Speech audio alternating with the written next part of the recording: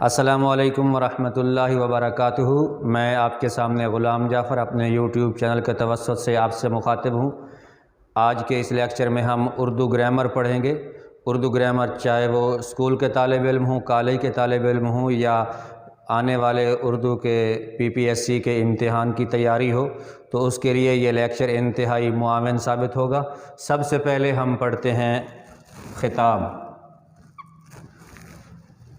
خطاب کسے کہتے ہیں؟ وہ اسم جو کسی خوبی کی وجہ سے حکومت کی طرف سے ملے اسے خطاب کہتے ہیں۔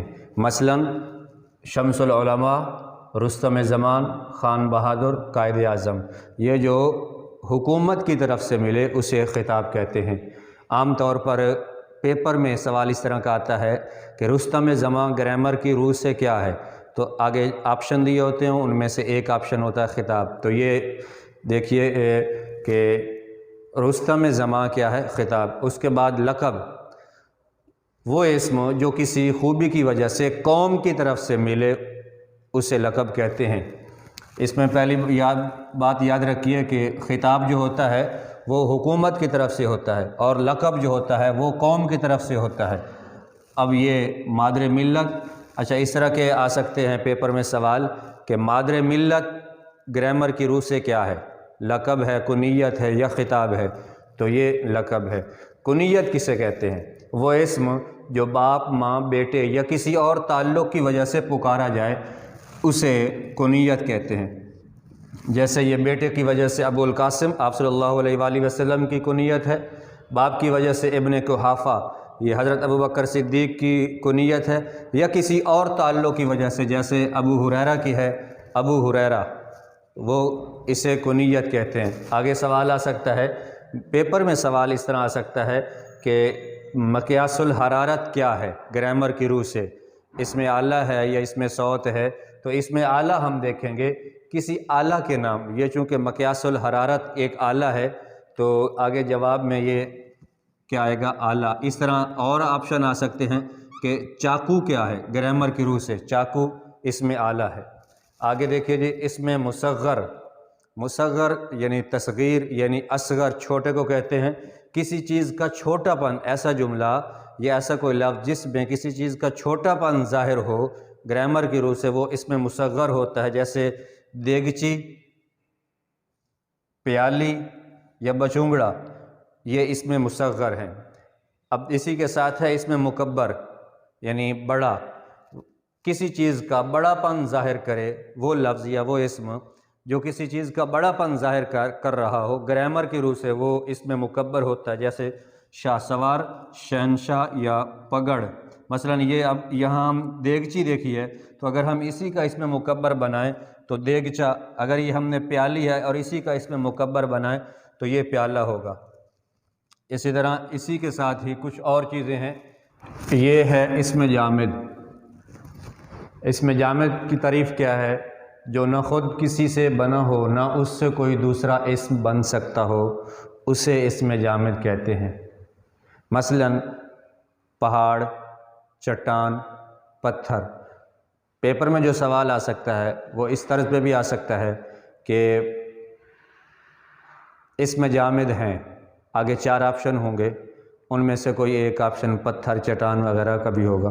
تو ہم یہ چھوٹی کلاسوں میں بھی اور بڑی کلاسوں میں بھی ہم یہ چیزیں انتہائی اہم ہیں، ضروری ہیں یاد کرنے کے لیے، اور جو اس طرح کے مقابلے کے امتحانات ہوتے ہیں ان میں بھی ہے۔ اس میں صوت، صوت کہتے ہیں آواز کو، وہ اسم جس کا تعلق سننے سے ہو، جیسے آوازیں ہیں جتنی، کائیں کائیں، کو کو، یہ اس میں صوت کہلاتی ہے۔ اس میں معاوضہ، اس میں معاوضہ کسے کہتے ہیں؟ کسی کام یا کسی خدمت کی اجرت و بدلے کے معنی دے، وہ اسم جو کسی خدمت کی اجرت و بدلے کے معنی دے اسے اس میں معاوضہ کہتے ہیں۔ جیسے پسوائی، کمائی، یہ ساری چیزیں کیا ہے؟ اس میں معاوضہ ہیں۔ آگے ہے اس میں فاعل سماعی، کسی پیشے سے منسلک کام کرنے والے کے نام کو اس میں فاعل سماعی کہتے ہیں۔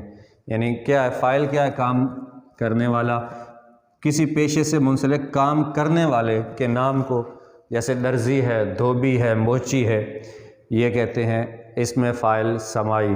آگے ہے محاورے۔ محاورے وہ محاورے کیا، وہ جو اہل زبان کے اسلوب کے مطابق ہو لیکن وہ حقیقی کے بجائے مجازی معنی دیتے ہوں۔ PPSC کے پیپر میں بہت سارے محاورے آتے ہیں، اور بعض اوقات یہ بھی ہوتا ہے کہ نامکمل ضرب و امثال اور کہاوت دی جاتی ہیں، اور کچھ نامکمل ضرب و امثال اور کہاوت دی جاتی ہیں کہ آپ ان کو مکمل کریں۔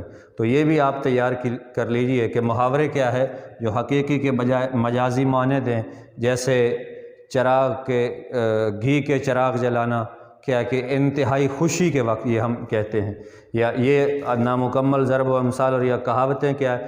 تو کہاوت کیا ہوتی ہے یا ضرب الامثال کیا ہوتے ہیں؟ چند الفاظ کے پیچھے کوئی نہ کوئی کہانی یا حوالہ ہوتا ہے، اسے ہم ضرب الامثال کہتے ہیں۔ آگے ہے آخری امدادی افعال۔ 1 یا 2 نمبر امتحانات میں، خاص کر جو PPSC کے پیپر ہوتا ہے اردو کا، اس میں 1 یا 2 نمبر کا یہ سوال آتا ہے کہ اس میں انہوں نے آپشن دیا ہوتا ہے کہ بچہ شور سے جاگ اٹھا، اٹھا اس میں گرامر کی روح سے کیا ہے؟ تو ہم آگے وہ جواب دیتے ہیں، ان میں سے ایک آپشن جوابی امدادی افعال کا بھی ہوتا ہے۔ وہ یہ کیا ہے امدادی افعال کیا ہے؟ امدادی افعال کیا ہوتے ہیں؟ یعنی مصدر سے کوئی نہ کوئی اس نے ایک مصدر دیا ہوتا ہے، اور اس کے آگے وہ جملہ ہم نے درست کرنا ہوتا ہے جس میں 2 فعل ہوں، یعنی 2 کام ہوں، ایک اصل فعل ہو اور ایک امدادی فعل ہو۔ تو اس جملے میں جو امدادی فعل ہے وہ اٹھا ہے، جیسے دوسرے جملے میں آمنہ نماز پڑھ چکی، اس میں چونکہ جو ہے وہ امدادی فعل ہے۔ آگے ہے سابقہ۔ سابقہ کی تعریف کیا ہے کہ ایسا لفظ جو کسی کلمے سے پہلے بڑھا کر اس کے معنوں میں اضافہ کرے، جیسے با ادب۔ اب با ادب میں جو لفظ با ہے یہ سابقہ ہے۔ خر دماغ کے پہلے جو لگا ہے خر، یہ کیا ہے؟ سابقہ ہے۔